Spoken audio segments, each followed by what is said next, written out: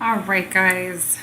Welcome to the reverse engineering your profit portion of our course, right? So, in this unit, we're going to reverse engineer your profit. What the heck does that mean? So, when we reverse engineer your profit, we are going to look to see what do you personally want to pull out of the business. We're going to calculate that. I'll give you some tools to calculate that. And if you want to pull out X amount, what do you need to make in your business? What does that look like?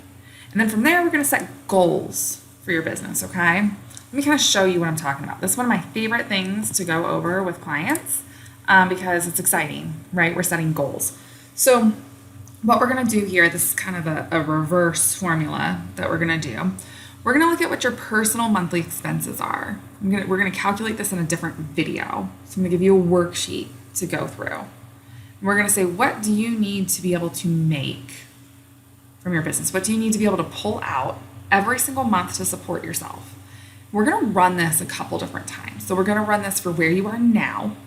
Okay.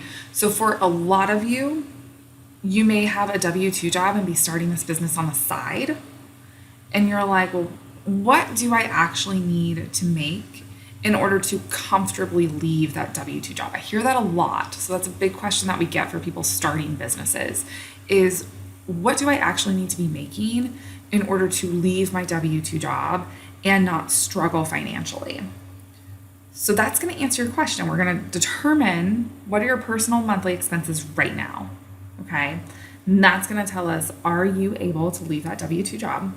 That's also going to tell us, for those of you who are using your business to support yourself already, this exercise, if we do it for right now, is going to tell us, is your business actually supporting you, or are you taking on debt? Are you pulling money out at a rate that's not realistic? Okay, I see a lot of clients that come to us and they're living fairly lavish lifestyles. And then we start looking and it's because they're taking out debt in their business, okay? And that's not what we want to be doing, because eventually you will bankrupt your company doing that, right? So it's fine to pull that amount out of your business until all of a sudden there's no more cash flow. And then you have all this debt that you have to repay. And then you realize that I didn't necessarily need that Maserati, right? I've seen it happen. And it's really unfortunate when it does.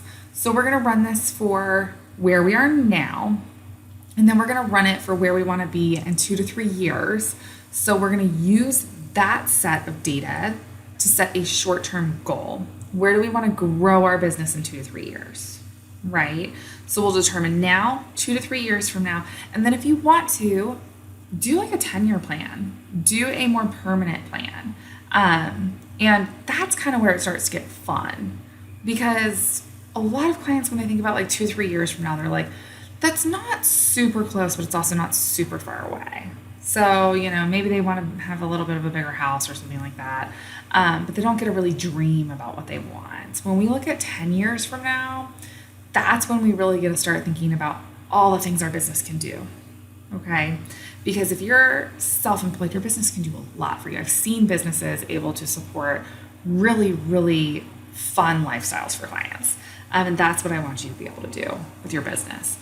So we're going to do personal monthly expenses for now, personal monthly expenses for 2 to 3 years from now, and then personal monthly expenses for 10 years. And if you want to do more than that, go for it. So we are going to look at this in a separate video.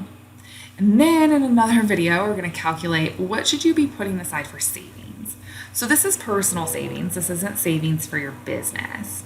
And the reason I separated this out from your personal monthly expenses is because I really want to emphasize and make sure that you are putting enough money away for savings, for like rainy day funds, repairs on your home or your vehicle, medical events that may happen, and any sort of unforeseen circumstances. Like we saw with COVID, where all of a sudden people lost their revenue streams and they didn't have 3 to 6 months sitting in a savings account, and they didn't have additional savings on top of that to pull from if they needed to.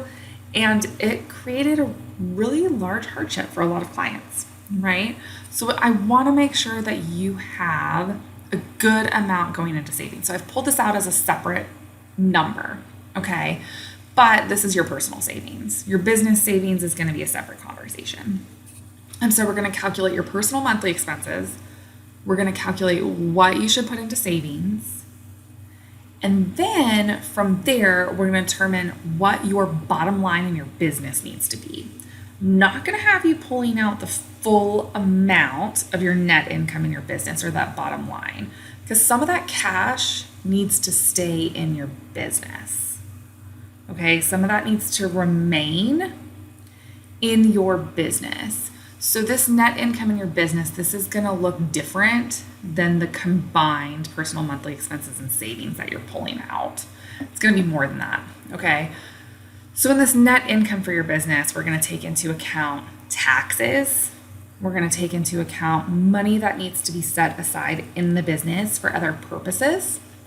And then also money that needs to be set aside so that your business has a nice savings account to cover operating expenses, just like you have it on the personal side. We should have that on the business side as well. So your net income is going to have quite a few things in addition to what you need to pull out for your monthly expenditures, okay? From there, we're also going to talk about what your operating profit percentage is. If you're not familiar with that term, it's okay. I'm going to teach it to you.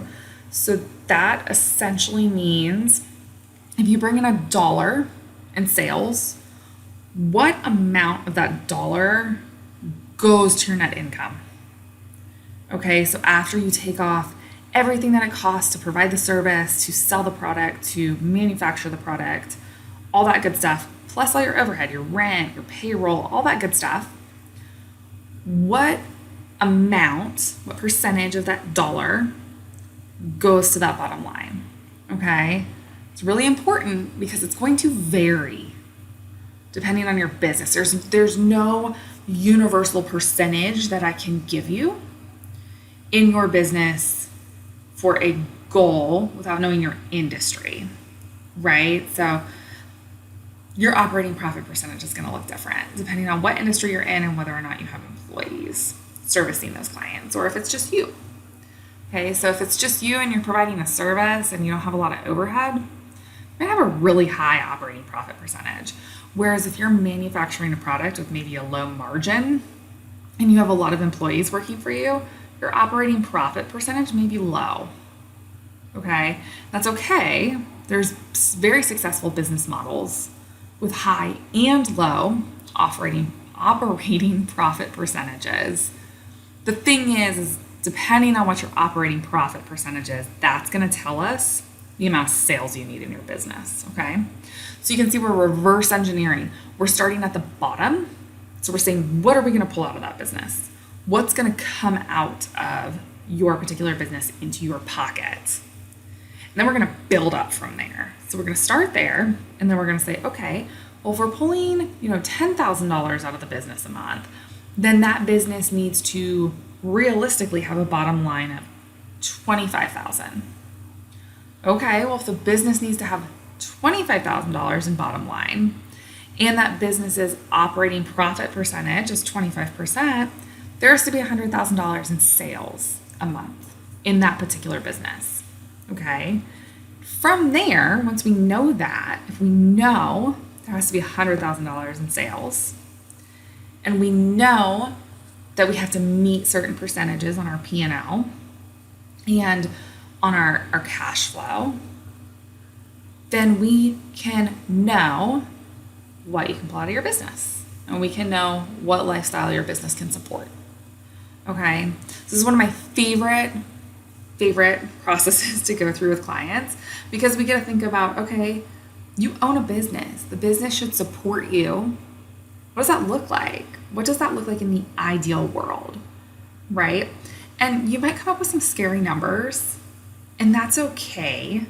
If you come up with scary numbers, we either know, okay, we need to make those numbers less scary. We need to work on them. Or we need to adjust expectations. Maybe you have your W-2 job a little bit longer. Maybe we adjust our personal spending. Maybe we have a separate source of revenue. All those good things.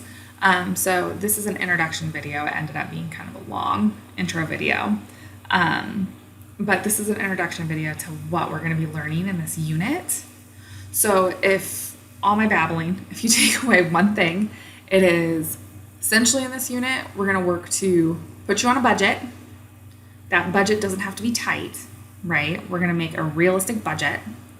We're going to make a fun budget for where you want to be in a couple of years, 10 years, all that good stuff. And then we're going to figure out what does your business need to do to make sure you can live that lifestyle. Okay, so this unit is about dreaming in a way. So the current budget isn't going to be as fun, but that 2 to 3 year budget, that's going to get a little bit more exciting, right? And then that 10-year budget, that's where you're going to have a lot of fun. Okay, so I want you to think realistically about what you want. For example, I'll give you some ideas from my personal. I want to be able to buy more horses. I want to be able to have a nice property and make improvements on it, right? I want to be able to do kickboxing, okay? So all that stuff is built into my personal monthly expenses. A lot of that seems extravagant to a lot of people, and that's okay. We don't need to be modest here, right? We are not self-employed because it's easy. We're self-employed because it gets us where we want to be. Self-employment is not always easy, okay? We are self-employed because it's going to get us where we want to be, which may be a little bit different than normal, and that's okay. I don't want you to be embarrassed about that. I want you to set big goals, okay? So I will see you in the videos for this unit. First thing we're gonna do is start on this personal monthly expenses. All right, see you there.